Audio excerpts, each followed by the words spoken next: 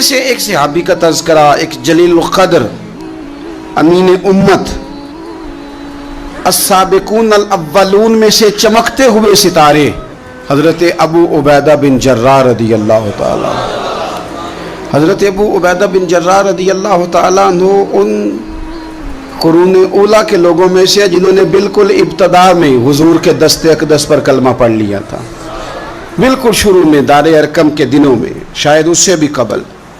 حضرت صدیق اکبر رضی اللہ تعالیٰ عنہ کی دعوت پر یہ مسلمان ہو گئے، بالکل شروع کے لوگ ہیں، وہ جو 10 لوگ جنہیں حضور نے جنت کی بشارت دی، 10 مبشرہ، ان میں نام ہے حضرت ابو عبیدہ بن جراح کا۔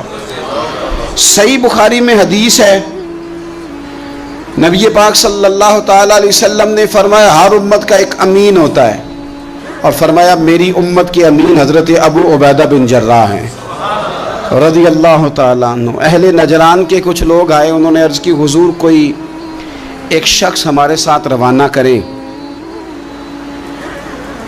اور بندہ کوئی امانت دار ہو، امین ہو۔ تو حضور مسکرائے، فرمایا میں تمہیں ایسا امانت دار دیتا ہوں کہ وہ اس طرح کا امانت دار ہے جس طرح کا کسی کو امانت دار ہونا چاہیے۔ ختم ہو جاتی ہیں اس سے آگے پیچھے یہ ساری تعریفیں۔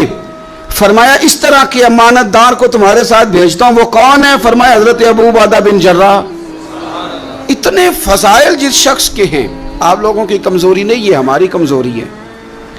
ہم نے چاند ایک صحابہ کے تذکرے کیے، باقی بزرگ ترین شخصیات امت کے سامنے آنے سے وہ اس لیے رہ گئیں کہ ہماری ترجیحات کچھ اور چیزیں تھیں، ہمارے فکر کی جولانیوں میں کچھ اور چیزوں نے جوش زیادہ مارا۔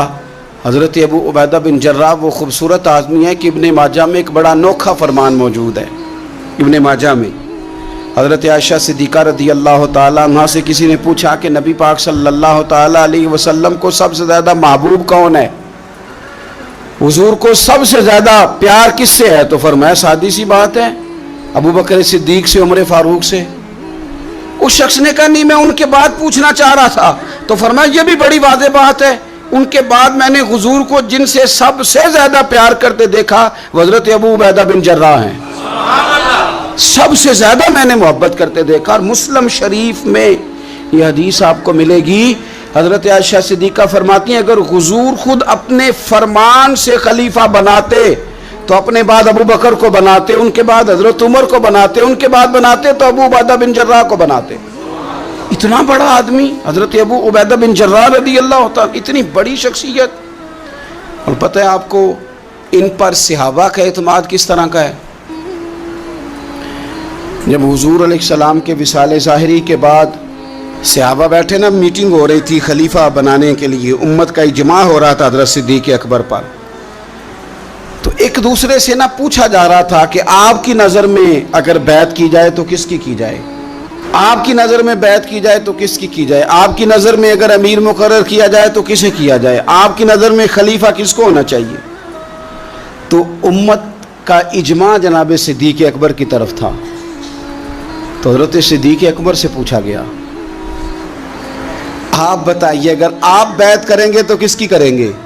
تو حضرت صدیق اکبر نے کہا 2 لوگوں کی، اگر حضرت عمر کو آگے لگاؤ گے تو پھر بھی میں بیعت کر لوں گا، اور اگر ابو عبیدہ بن جراح کو آگے لگاؤ گے تو میں پھر بھی بیعت کر لوں گا، میں ان دونوں کی بیعت کرنے کو تیار ہوں۔ یار اتنا بڑا آدمی، کتنے کو کتابیں لکھی جانی چاہیے تھی، کتنے کو دن منانے جانے چاہیے تھے، کتنے کو ان کے نام ہمیں خطبے کرنے چاہیے تھے، کتنے کو تذکار ان ہستیوں کے ہونے چاہیے تھے۔ حضرت عمر فاروق رضی اللہ تعالیٰ عنہ کا وصال ہو رہا ہے، چونکہ جناب ابو عبیدہ بن جراح رضی اللہ تعالیٰ عنہ پہلے وصال فرما گئے تھے، تو جناب عمر فاروق رضی اللہ تعالیٰ عنہ کا وصال ہو رہا ہے۔ کسی نے کہا کسی کو خلیفہ نامزد کر دیں، فرمایا 6 لوگوں کی میں نے کمیٹی بنا لی ہے، کسی کو بنا لینا۔ ہاں اگر آج ابو عبیدہ بن جراح ہوتے تو پھر میں کمیٹی نہ بناتا، پھر میں ان کو امیر بناتا، اور اگر رب مجھ سے پوچھتا کہ عمر کس کو امیر بنا کے آئے ہو تو میں کہتا اے اللہ جسے تیرے نبی کریم نے امین فرمایا تھا۔ انہیں میں امیر بنا آیا ہوں. اتنے بڑی شخصیات، اتنے بڑے نام، اتنا بڑا مرتبہ. اور پھر 2 ہجرتیں کی حضرت ابو عبیدہ نے. حبشہ بھی گئے، مدینہ بھی آئے، ہر جہاد میں شامل ہوئے. اور عشق کے امتحان دینے کی باری آئے تو سب سے پہلے دیے. زرہ کی 2 کڑیاں ٹوٹ کے احد کے میدان میں حضور کے رخساروں میں پیوست ہو گئی تھی. دوڑ کے آئے حضرت ابو عبیدہ اور ایک کڑی اتاری، اپنے دانت سے زور سے کھینچی تو ایک دانت ٹوٹ گیا. پھر دوسری کڑی زور سے نکالی حضور کے رخسار نور سے تو دوسرا دانت ٹوٹ گیا. لیکن حضور کی تکلیف برداشت نہیں کر سکے. عجیب امتحان لیا ان کی محبت نے بھی، عجیب امتحان لیا. اعظم بلا سے اپنی وہ ہستی ہی کیوں نہ ہو، جو چیز اس کی راہ میں حائل ہو پھونک دو. عجیب امتحان لیا. احد کے میدان میں ان کے والد ان کے مقابلے میں آ گئے تھے. یہاں تو مقابلہ ہوتا ہے نا دولت اور دین کا، تو لوگ کمزوری دکھا جاتے ہیں. وطن اور دین کا تو لوگ کمزوری دکھا جاتے ہیں. یہاں تو مقابلہ ہوتا ہے نا ہمارا اپنے نفس کی خواہشات اور دین کا، تو غلبہ کچھ اور چیزیں لے جاتی ہیں، لیکن سامنے باپ ہے اور اس طرف دین ہے، حضور کی محبت ہے، نبی پاک کی غلامی ہے. مقابلہ ہو رہا ہے، قبول کس کو کرنا ہے؟ تو حضرت ابو عبیدہ نے پھر فیصلہ کیا، میدان احد میں تلوار اٹھائی اور باپ کی گردن کاٹ کے پھینک کے لوگوں کو بتایا کہ کائنات میں ہم سب سے بڑھ کے پیار کرتے ہیں تو مدینے والے محبوب سے کرتے ہیں. اتار دی گردن باپ کی. حضرت ابو عبیدہ بن جراح رضی اللہ تعالیٰ عنہ نے اس طرح قربانیاں پیش کی. میدان کے آدمی تھے، میدان میں رہے، ساری زندگی میدان میں رہے، لشکروں کی قیادت کی ساری زندگی. حضرت ابوبکر صدیق رضی اللہ تعالیٰ عنہ نے ان کو جہاد کے لیے بھیج دیا تھا. حضرت عمر کا بڑا اعتماد رہا. دوستی کس سے تھی؟ حضرت معاذ بن جبل سے. گہرے دوست کون تھے؟ حضرت خالد بن ولید. ان لوگوں سے گہری دوستی تھی. سادہ بود و باشت، سادہ کھانا، سادہ اٹھنا بیٹھنا، سادہ مزاج. حضرت عمر فاروق رضی اللہ تعالیٰ عنہ ملک شام گئے، یہ بھی ملک شام میں تھے. جناب عمر فاروق کے مزاج میں جلال تھا. آپ نے کچھ لوگوں کو دیکھا جنہوں نے زرق برق لباس پہن لیے، بڑے بڑے عالی شان بنگلے بنا لیے، بڑے بڑے گھروں میں رہنے لگے. تو حضرت عمر کو اتنا جلال آیا کہ زمین پر اتر کے نا سنگریزے اٹھا کے تو لوگوں کو مارتے تھے. فرماتے تھے اتنی جلدی حضور کی تعلیم بھول گئے اور تم نے اجمیوں کے طریقے اپنا لیے. اتنی تکلیف کے ساتھ حضرت عمر گفتگو کرتے، لیکن حضرت ابو عبیدہ سے ملتے تو فرماتے یار تھوڑی روٹی بھی کھایا کر، کبھی تو بھی کپڑے بدل لیا کر. اتنا فقر، اتنی سادگی. اولین لوگوں میں سے جن کے لیے لوگ مسلمانوں کا امیر المومنین بنانے کی باتیں کر رہے ہیں. حضرت عمر ملنے گئے تو کسی چٹائی کے ٹکڑے کی تہ 2-3 لگا کے گھوڑے پہ اس کو رکھ لیا جاتا تھا سواری کرنے کے لیے تاکہ پسینہ نہ آئے. اسی کو اتار کے نا تو سرانہ بنا کے بیٹھے لیٹے ہوئے زمین پہ. حضرت عمر ملنے گئے تو حضرت عمر فاروق رضی اللہ تعالیٰ عنہ کو بھی اپنے ساتھ زمین پہ بٹھا لیا. تو حضرت عمر فرمانے لگے میں نے تو روٹی کھانی ہے تجھ سے، دوست ہے میرا، کھانا کھلا. تو کہنے لگے کھلاتے ہیں نا، کھلانا کیوں نہیں. یہ بھی لوگ تھے، اسی دھرتی پہ رہتے تھے.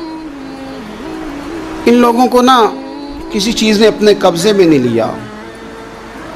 نہ عورتوں کی باتیں انہیں بہلا سکیں، نہ بچوں کی خواہشات کے ہتھے چڑھے، نہ زمانے کی تیز دوڑ میں شامل ہوئے، نہ کسی کہانی کا حصہ بنے، نہ لوگوں کی یہ باتیں کہ دور بدل گیا. کوئی چیز ہیوی نہیں ہوئی، اس لیے کہ انہوں نے فقیری مدینے والے محبوب سے سیکھی تھی. فقر میرے نبی کریم علیہ السلام سے سیکھا تھا. فقر تازہ تھا، ذہن وسیع تھا. حضرت سیدنا عمر نے کہا روٹی کھانی ہے تو تھیلے میں ہاتھ ڈالا، 2 خشک ٹکڑے روٹی کے نکالے اور فرمایا کھا لے. تو حضرت عمر نے پکڑ کے منہ میں رکھے، چبائے اور جناب عمر رو پڑے. فرمانے لگے ہر بندے کو دنیا نے اپنے قبضے میں کر لیا ہے، لیکن ابو عبیدہ تو آج بھی بچا ہوا ہے. دنیا تجھے اپنے جال میں پھنسا نہیں سکی، تو قابو نہیں آیا، تو آج بھی اپنی جگہ پہ قائم ہے. تو وہیں کھڑا ہے جہاں مدینے والے محبوب نے ہمیں کھڑا کیا، تو وہیں کھڑا ہے یار۔ اتنے حسین آدمی، اتنا بڑا نام، اتنا بڑا قد، اتنا بڑا کردار، اتنا بڑا حسن، ہزاروں کی فوج کے سپہ سالار ہیں، اگر میں کہہ دوں چیف آف آرمی سٹاف ہیں، میرا خیال ہے میری بات غلط نہ ہوگی، اتنی بڑی فوج کے سپہ سالار، اور اس فوج کے سپہ سالار جس میں کئی دفعہ سپاہی بن کے حضرت خالد بن ولید بھی لڑائی کر رہے ہیں، اتنی بڑی فوج کو کمان کرتے ہیں، لباس وہی سادہ، غذا وہی سادہ، انداز وہی۔ رومی بہت بڑی طاقت سمجھتے تھے اپنے آپ کو۔ جناب عمر کے زمانے میں ان کے خلاف لشکر کشی ہوئی، امیر کون ہے؟ حضرت ابو عبیدہ۔ ہاتھ میں تلوار پکڑی، گھوڑے پہ بیٹھے چلے گئے، محاصرہ کر لیا رومیوں کا، گھیر لیا۔ اب رومیوں نے کچھ تھوڑی سی مزاحمت کرنے کی کوشش کی، باہر آئے لیکن کچھ بھی نہ ہو سکا، منہ کی کھا کے واپس اندر چلے گئے۔ کئی دنوں سے حضرت ابو عبیدہ کی فوج نے محاصرہ کیا ہوا ہے، جب تنگ آ گئے تو پیغام بھیجا کہ ہم صلح کرنا چاہتے ہیں۔ فرمایا صلح تو مسلمانوں کا پسندیدہ کام ہے، آ جاؤ۔ انہوں نے کہا جی ہم جزیہ دے دیں گے، ہم کسی طریقے مسلمانوں کے اطاعت میں آ جائیں گے، آپ ہم سے بات کریں۔ فرمایا بھیجو۔ ان کا سپہ سالار آیا، انہوں نے روب ڈالنے کے لیے نا مسلمانوں پہ سپہ سالار کو بڑے قیمتی کپڑے پہنائے، زرق برق لباس، عالی شان پوشاکیں، 5-7 لوگ ساتھ، یہ لوگوں کا طریقہ ہوتا ہے۔ وہ پریشر ڈالنے کے لیے لوگ کرائے کا مکان بھی خرید لیتے ہیں، کرائے کی کار بھی حاصل کر لیتے ہیں، لوگوں کے برتن بھی استعمال کر لیتے ہیں، کسی کے گھر سے فرنیچر بھی منگوا لیتے ہیں۔ تو آپ نے نا وہ زرق برق لباس پہنے ہوئے ان لوگوں کو آتے دیکھا۔ اب وہ بڑے اپنے انداز میں تو روب ڈالنے کے لیے آئے تھے نا، تو آ کے پوچھا مسلمانوں کے امیر کہاں ہیں لشکر کے؟ تو انہوں نے کہا ادھر ہی تھے، یہیں کہیں ہوں گے۔ وہ بڑا حیران ہوا کہ ہم تو بڑے لاؤ لشکر کے ساتھ آئے۔ یاد رکھ لیں روب کپڑوں کا نہیں ہوتا، روب کردار کا ہوتا ہے۔ پھر پوچھا کہاں ہیں؟ نے کہا جناب وہ سامنے خیمے میں دیکھ لو۔ وہ خیمے میں گئے تو اتنی بڑی فوج کا سپہ سالار زمین پہ بیٹھے اور اپنے تیر سیدھے کر رہے ہیں۔ اب وہ بڑے زرق برق لباس میں کہنے لگا ابو عبیدہ بن جراح آپ ہیں؟ فرمایا میں ہی ہوں۔ کہا ملنا تھا؟ فرمایا آ جاؤ۔ کہنے لگا آپ تو زمین پہ بیٹھے ہیں۔ تو آپ فرمانے لگے ہمارے بزرگ زمین پہ ہی چلتے تھے، زمین پہ ہی بیٹھتے تھے، زمین پہ ہی کھاتے تھے، نیند آتی تھی تو زمین پہ ہی سو جاتے تھے۔ وہ حیرانگی سے کہنے لگا آپ اتنے بڑے سپہ سالار ہو کے اس طرح رہتے ہیں؟ فرمانے لگے میری ضروریات ساری پوری ہوتی ہیں، پھر بھی کبھی کوئی مشکل بن جائے تو میں تھوڑا سا قرضہ لے لیتا ہوں حضرت معاذ بن جبل سے، ان کو مشکل آ جائے تو مجھ سے لے لیتے ہیں۔ تو بالکل صحیح گزارا ہو رہا ہے کہ اس طرح کیوں بیٹھے ہیں، یہ کیا بات ہوئی؟ ہمارے ہاں لوگوں کا رونا دھونا نہیں، روز مکان کوئی نہیں تو رو پڑے، بچے کی شادی کرانی ہے تو رو پڑے، او ہو جی کیا بتائیں غریبی بڑی ہے تو رو پڑے۔ زمین پہ بیٹھے ہیں، زمین پہ بیٹھ کے خشک ٹکڑے کھا رہے ہیں، پر کہہ رہے ہیں بڑے مطمئن ہیں یار کیا ہوا، کوئی ایسا مسئلہ نہیں۔ اگر کبھی مشکل آ جائے تو میرے دوست ہے حضرت معاذ بن جبل، تھوڑا قرضہ لے لیتا ہوں، ان کو ضرورت پڑے تو مجھ سے لے لیتے ہیں۔ رومی صلح بھی کر گئے، بات بھی کر گئے، پر جہاں جہاں گئے نا حضرت ابو عبیدہ بن جراح کا فقر بھی بیان کرتے گئے، وہ فقر بھی بیان کرتے۔ کیا کریں، اب تو بھائی پیروں کی کوٹھیاں بھی دیکھنے کے قابل ہیں، کیا بتائیں آپ۔ اب تو جو زیادہ فقیری کا درس دیتا ہے نا، اس کی پجاروں دیکھ کے بندہ پریشان بھی ہو جاتا ہے کہ اس پجاروں سے نکل کے اس نے فقر کا درس دیا ہے۔ اب تو جناب لوگ یہی کہانی آ کے سناتے ہیں، یہی کہانی، یعنی کچھ امیر لوگ ہیں وہ کئی دفعہ جلسوں کا ٹائم لینے آتے ہیں تو لگتا ہے کہ پیرانے پیر ہیں، یہ کہتے ہیں فلانے پیر صاحب بھی میرے پاس آتے ہیں، فلانے بھی آتے ہیں، فلانے بھی آتے ہیں، فلانے بھی، شکر ہے جی اللہ کا، فلانے کو فون کروں تو وہ آ جایا کرتا ہے۔ میں نے ایک سے کہا، میں نے کہا یار آپ نے لیا کیا، سیکھا کیا؟ آپ تو ابھی بھی وہاں کھڑے ہیں کہ دولت ہی سارا کچھ ہے، کیا لیا آپ نے اتنے پیروں کو بلا کے، حاصل کیا کیا، ملا کیا؟ آج بھی اگر وہی کھڑے ہو تو پھر آپ نے فقر سے کیا سیکھا؟ کچھ بھی نہیں۔ پھر تو آپ نے نا، میں پہلے بھی ایک دن کہا تھا، پھر کہتا ہوں، میں کہتا ہوں ہمیں برانڈ نہ بنایا کرو، خدا را مشہور آدمی سمجھ کے دعوت نہ دو، دین کا خادم سمجھ کے دعوت دو۔ ایسا کام نہ کرو کہ فلانا بندہ بڑا مشہور ہے تو اس کو دعوت دے لے۔ کبھی کبھی بڑی تکلیف، میں ابھی تھوڑے دن پہلے بڑے لمبے سفر پہ تھا، صبح میں 8:30 گھر سے نکلا، 8:30 اور میں 2-2:30 بجے وہاں پہنچا، لیکن 10 کیمرے لگے ہوئے، آپ کی کار سے نکلنے کی فوٹو، آپ کی بیٹھنے کی فوٹو، آپ کے آنے کی فوٹو، میرے گھر میں داخل ہونے کی فوٹو، فریزر کے ساتھ فوٹو، اندر والے دروازے کے ساتھ فوٹو. کیا میرا مطلب ہے معاملہ ہے. اب آپ کے سامنے 15 کیمرے چل رہے ہیں، آپ ٹانگ بھی سیدھی نہیں کر سکتے کیونکہ آپ کو بڑا سیٹ ہو کے بیٹھنا ہے، فوٹو ہو رہی ہے. تو کافی ٹائم گزر گیا تو میں نے ان سے کہا کہ یار میں 7-8 گھنٹے مجھے مہربانی کرو ٹانگیں تو سیدھی کر لینے، اس کو ذرا بند کرو کیمرے کو، اور مہربانی کرو ایک پانی کا گلاس ہی دے دو، چائے کا کپ ہی پوچھ لو. ٹھیک ہو گیا سارا کچھ اپنی جگہ پہ. لیکن یہ کچھ مزاج، مطلب ہم نے تو بزرگوں کے پاس بیٹھ کے وقت گزارا ہے. اور میں آپ کو ایمانداری سے کہتا ہوں، میں کسان کا بیٹا ہوں. آج بھی میں بڑے شوق سے، رات میں نے اچار سے روٹی کھائی ہے.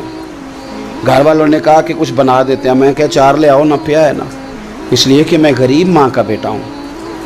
مجھے اچار تسلی دیتا ہے، تشفی دیتا ہے، مجھے سکون دیتا ہے. میں اپنے غریب دوستوں کے اندر بیٹھ کے آج بھی فخر محسوس کرتا ہوں. بڑی کوٹھیاں تکلیف دیتی ہیں، اس لیے کہ میں نے وہ وقت بھی دیکھا ہے کہ جب ہمارے ایک تایا جی تھے تو ان کے گھر کی دیوار گر گئی تھی، تو ابھی ان کو پیسے نہیں مل رہے تھے، تو میرے ابا جی نے کہا ان کے گھر جا کے سو جاؤ. انہوں نے دیوار کے آگے 4 پائیاں لگا کے سونا ہے، کوئی گھر میں نہ آ جائے. تو مطلب یہ کہ آپ مہربانی کریں. یہ دیکھو، یہ میرے نبی پاک کے غلام ہیں، ان کی سادگی دیکھو، ان کی فقیری دیکھو. 2-4 دن پہلے بچوں کا کھانا پکا ہوا تھا، بچے لائن میں نہ کھانا، کافی سارے بچے ہیں تو رات کو لائن میں لگ کے روٹی لیتے ہیں. میں بھی لائن میں لگ گیا بچوں کے ساتھ.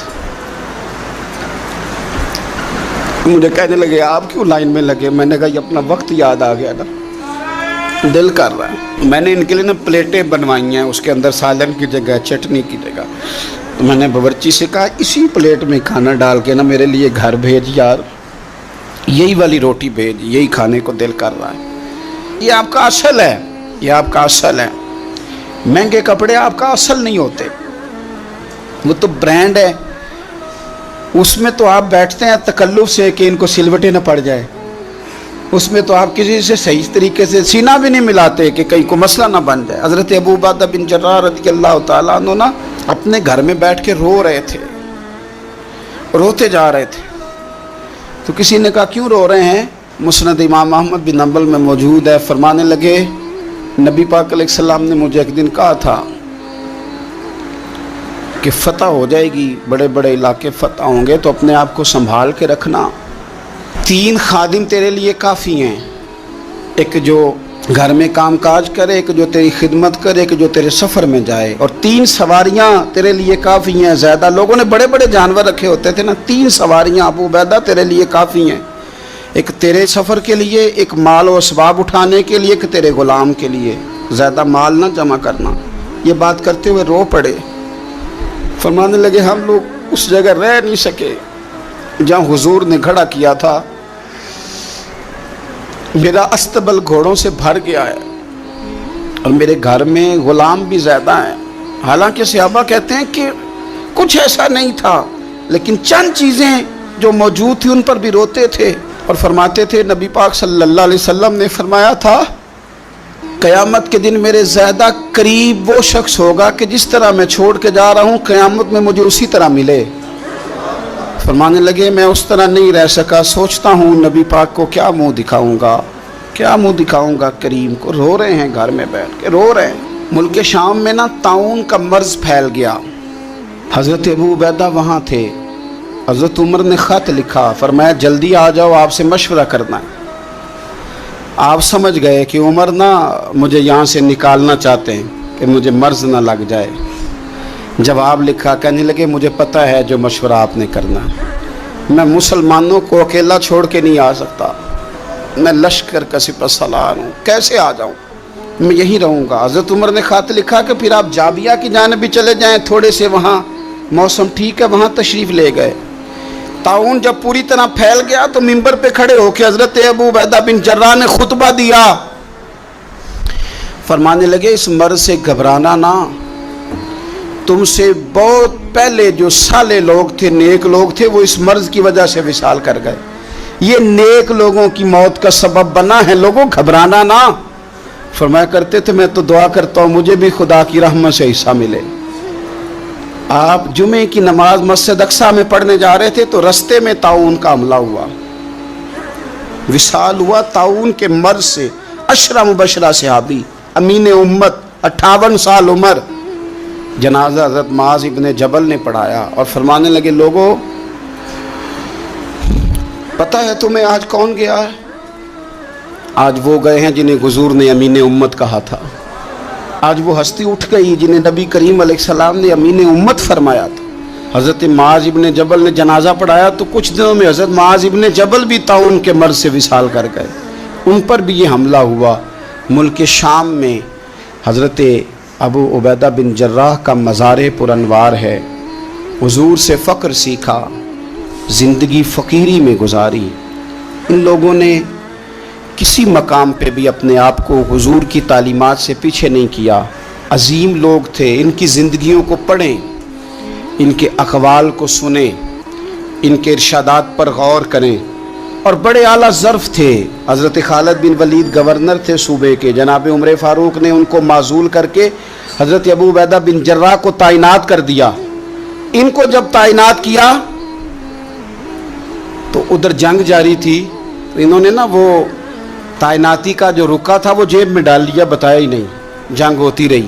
حضرت خالد بن ولید کو کسی اور نے بتایا تو فرمانے لگے بعد میں آپ نے مجھے بتایا کیوں نہیں؟ آپ فرمانے لگے کوئی جلدی تو تھی نہیں، حالانکہ گورنر بنا دیے گئے اور جنگ ہو رہی تھی، میں نے کہا چلو بعد میں بتا دیں گے، کوئی مسئلہ نہیں۔